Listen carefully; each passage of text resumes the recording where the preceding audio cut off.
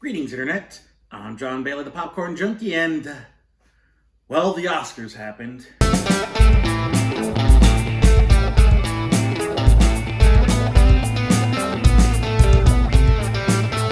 If you missed the awards, the whole thing was a much smaller and honestly kind of better affair. Aside from a bit where Lil Rel Howery went about the audience, there wasn't any real diversions. It was just announcing the winners.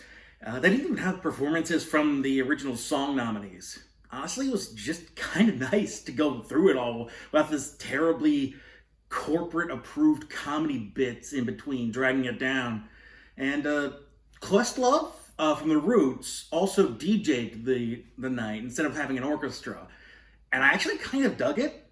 I think that's an interesting way of going about it. I don't know if it should be the new standard, because the orchestra is kind of nice, but maybe a mix between the two just have more variety in there. Just an idea. But there's some things to dig into with what happened in the Oscars, so let's cover the winners who were expected or were at least understandable, the ones that didn't ruffle any feathers or make any impact beyond, they won. So, Best Visual Effects went to Tenet, which I expected and I totally called. Best Editing went to Sound of Metal, which I didn't expect, but I'm still glad they got it. The teams who worked on Ma Rainey's Black Bottom won for Best Makeup and Hairstyle, as well as Best Costume Design, which is good, because I think that was the best of those two categories. Eric Messerschmidt won for Best Cinematography for Mank, which I was hoping for. I thought he was the best choice. The production team behind Mank also won for Best Production Design, so good for them. Sound of Metal won for Best Sound, which is rightly deserved. And apparently they also spent like a decade mastering the techniques that were used in the movie. So they especially deserved it for all the hard work they put into it, especially with how much the sound design was part of the movie. And HER won for Best Original Song for Fight For You from Judas and the Black Messiah. And while I preferred Speak Now from One Night in Miami, but this one was also good. This was also the better one. The other three were just generic ballads, and I'm glad that HER won for this one. Soul won Best Animated Feature. I saw that coming from a mile away. But Trent Reznor, Atticus Ross, and John Batiste run for Best Original Score for Soul. So Soul went away with 2 awards last night. So good for them. Another round one for Best International Film. I missed that one because I actually got started late. Apparently it started at 8 o'clock. I assumed it was starting at 9 for some reason. I don't know. But yeah, another round one. I hadn't seen any of the nominees for international film, so I can't speak on it. But Two Distant Strangers won for Best Live Action Short, which is kind of to be expected. It's the most of its time. It's the most topical one, so I expected that to win, even though I wasn't much of a fan of it. But If Anything Happens, I Love You won for Best Animated Short, which is nice. I was expecting it to just go to Burrow because Pixar, but I'm glad I went to this really interesting one with this unique Bill Plimpton-esque style and having this really, touching theme to it. And then I hadn't seen this one, but Colette won for Best Documentary Short. Apparently it's about, it has something to do with the Holocaust. And a Holocaust survivor, I believe. I'm not familiar with it. The Father won for Best Adapted Screenplay, and then Promising Young Woman won for Best Original Screenplay, so good for them. Daniel Kaluuya won Best Supporting Actor for Judas and the Black Messiah, despite the fact that he's top billed in that, but I've gone on that rant already. And then Frances McDormand won again for Best Lead Actress for Nomadland. And I kind of would have preferred Carey Mulligan, but it's not like Frances McDormand ever does a bad job either. So, I get it. Now let's get into the big winners for the night. Yoon Yuh-chung won for Best Supporting Actress for Minari, earning her first Oscar nomination and win.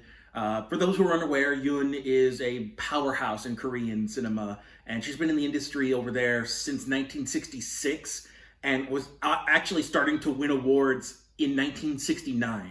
So we're just now getting to, seeing her work, but she's been a big figure in specifically South Korean cinema for decades. Like we're talking, as long as probably Plummer and Anthony Hopkins were. So it's good that she's getting some recognition, on a wider scale.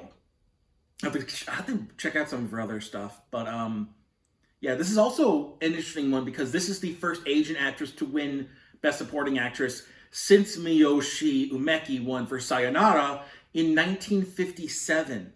It's been over 60 years since an Asian actress won this award, and the last time an Asian actress was even nominated was Rinko Kikuchi in 2006 for Babel.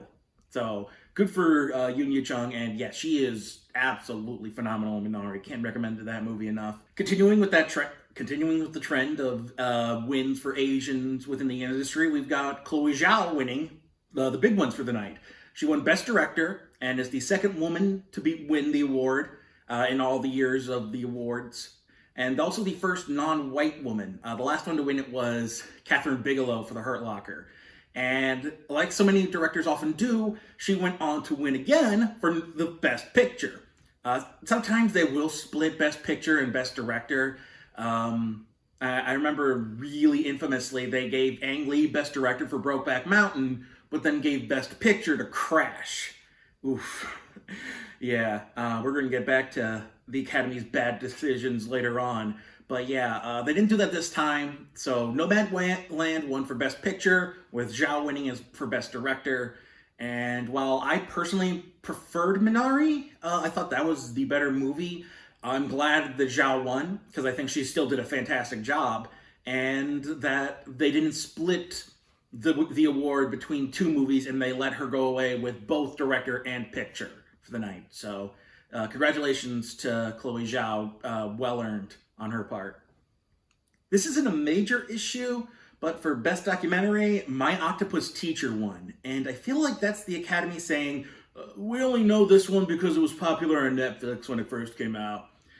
I mean, actually watching the other nominees, or even just looking at the subject material, we're dealing with the disabled rights movement in Crip Camp, the story of a black couple facing against the criminal justice system in Time. In Collective, you've got Romanian journalists uncovering fraud and corruption in the wake of a fire that killed 27 people.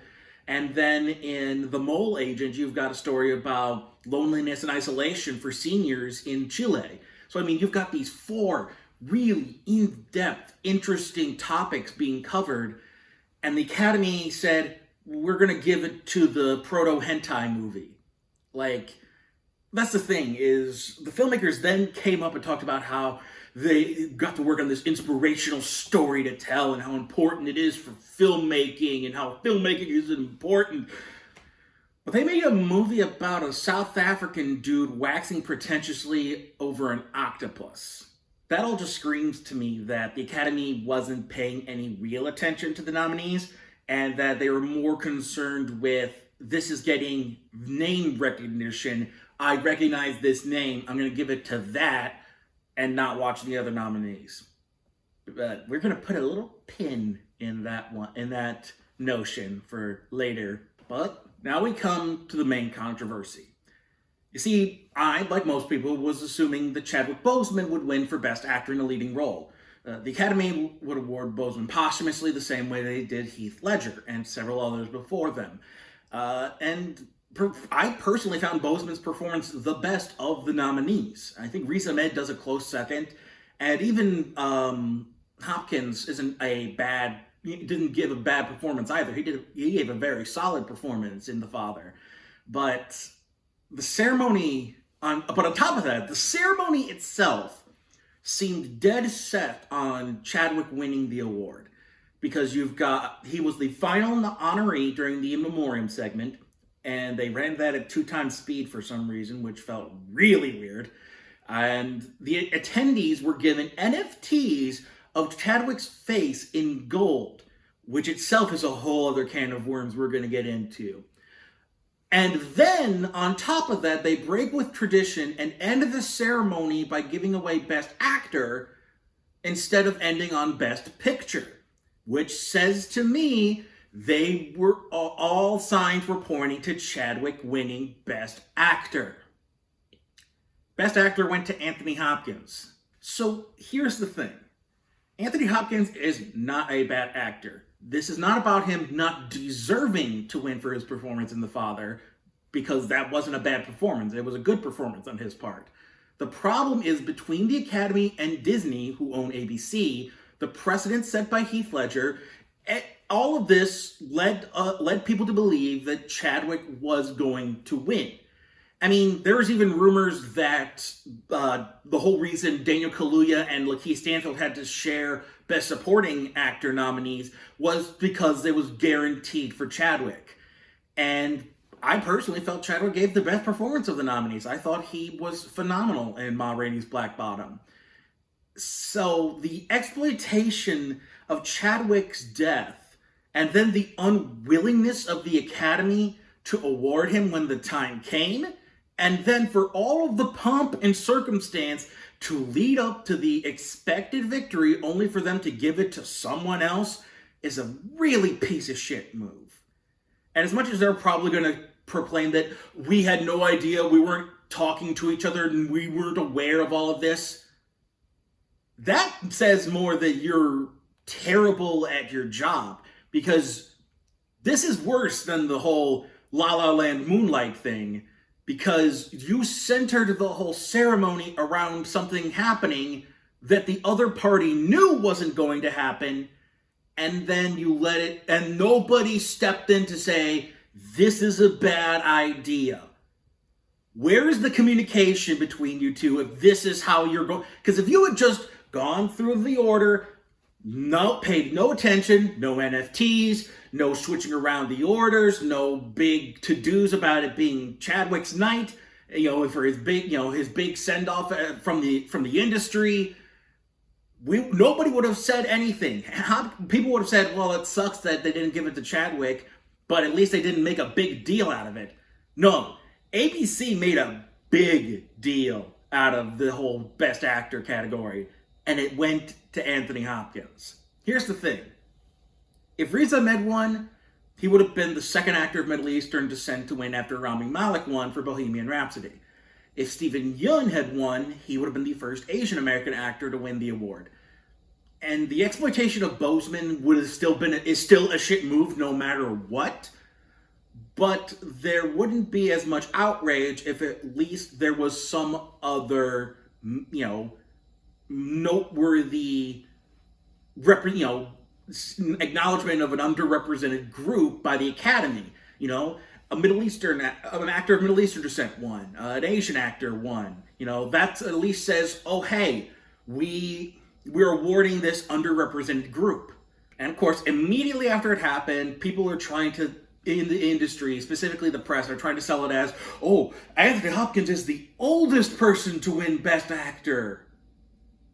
But that's not noteworthy, especially since he had already won an Oscar. This isn't an underrepresented, this isn't like the Al Pacino Award for Scent of a Woman. This isn't like Martin Scorsese finally winning for The Departed. This isn't a also ran, always a bridesmaid kind of nominee, never winning. This is a guy who already won, and you just gave him another one when there were three guys who had never won, nominated for the first time. One dude died tragically, and you all said, meh, Anthony Hopkins is right there. I mean, what are we going to do, not give it to him? It doesn't help that they've set the precedent already that if an actor does die tragically and they do end up getting nominated, I mean, Heath Ledger is so infamous in this regard. Not infamous, but I guess, that whole thing almost set a precedent that when an actor dies tragically and is nominated for the for something, they will receive it posthumously as a tribute. And yet, when the time came for Boseman to go through that, they said no, it's going to Anthony Hopkins because fuck you. That's why. It's just the osmium grade density balls on these people to pull what they did, to pump up Chadwick Boseman's posthumous win, only for it to go to Anthony Hopkins. And I think that's what it comes down to. The fact that the Oscars are a fucking joke. They've probably always been a joke if we think about it. I mean, I'd have to dig into the actual history of the Oscars, but what's presented to us as a meritocracy of the people within the filmmaking industry gathering together to honor those that they believe did the best job in their fields for the year, it's all just politics. It's producers spending money and networking to get their films in the front of the Academy members' minds. Hell, more often than not, the Academy voters don't even watch the nominees. It's why Disney and Pixar always win Best Animated Feature. It's why the same crop of actors always keep getting nominated year after year and winning Best Lead Actor and Actress. And how often movies produced by Harvey Weinstein kept going home with Oscars in the 90s. The Oscar is simultaneously the most respected award in Hollywood, and yet it's an absolute fucking joke. It's all about who knows who and how much schmoozing executives were willing to do behind the scenes. And the voting members at large don't even bother watching the nominees and picking out of any of them. It's not like, oh, I put more work into watching the Oscar nominees and picking who I want to win than the Academy members do. Because at least I watched the damn things. More often than not, Academy members just pick a name that sounds familiar on the ballot. Like they're voting for the bottom ballot local candidates on election day. I'm genuinely kind of sick of the Oscars. And once again, it's not because my choices didn't win. And that I'm mad about it and I'm upset about it, that, it's not, the person I wanted to win didn't win. It's not that. And it's just that this year's awards show kind of broke me. While the actual ceremony was one of the best in a long time because of how slimmed down it was and how less up its own ass it was, also Glenn Close proves she's based and can do the butt. So, didn't see that one coming. But everything surrounding the debacle of Best Actor, the sheer unrepentant exploitation of Boseman's passing, only to stiff him when the time came for the win, which either signifies that they either knew what was happening and just wanted to exploit him anyway, or there was so little communication between the Academy and Disney that Disney pumped all of this in for an award that the Academy knew he wasn't going to win. It's the fact that there's no lines of communications that allowed this whole thing to happen. And the fact that they were just okay with the exploitation as well. The fact that they were just okay kind of exploiting people's, sadness and the whole tragedy of his passing. And the fact that this entire industry, which goes on and on about environmentalism and how important it is to protect the environment, gave away images that are arguably the most destructive to the environment as freebies alongside lotions and perfumes. Yeah, NFTs are destroying the environment, and Disney decided to give them away as freebies in their gift bags. Just all reminded me of how hollow this whole endeavor is. It's just Hollywood pretending it has integrity for one night for an award that isn't even given based on merit as much as it is on favoritism and indifference. And yet, because I discuss movies, I feel obligated to discuss the Oscars. I mean, there's Golden Globes and the more niche awards, like the individual, Director, Producers Guild, Writers Guild, Actors Guild, all of those individualized niche awards, those I can tend to skip. But the Oscars are the granddaddy of filmmaking awards. They've been around the longest, they have the most history behind them, and we can't not talk about them. If you cover movies and you don't talk about them, it's like when you cover music and you never cover the Grammys. Or if you cover theater and you never cover the Tonys. It's the big one. And at this point, I'm just tired of the charade. I'd rather be like Anthony Hopkins, because the night of the Oscars, he went to bed. He didn't even bother coming. He didn't even bother staying up to watch. Dude went straight to bed, and I wish I could have joined him. Well, until next Oscars, I'm John Bailey, and Sonic the Hedgehog was rock!